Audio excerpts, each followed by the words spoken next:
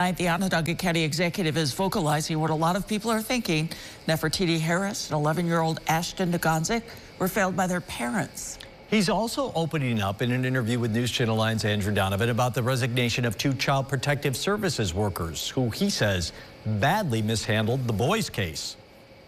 Their cases were different, but the outcome was the same. Their parents failed these children miserably, certainly with Neffy's case, direct murder of a child. A grand jury will deliberate whether Nefertiti Harris's mom, Latasha Mott, will face murder charges. The county executive feels CPS handled her family's case correctly. What you can't predict, and nobody can predict, is a mother killing her child. Ashton Nagonzak's father isn't facing charges yet as police investigate the possible overdose.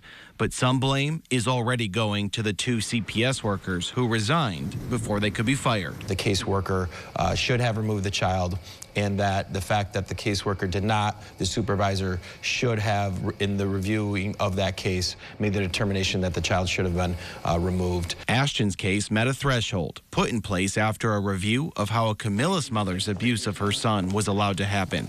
Now the county executive is asking for a reset of all local social service agencies. You hate to use the word task force, but the mayor has a gun violence task force, which I participate in.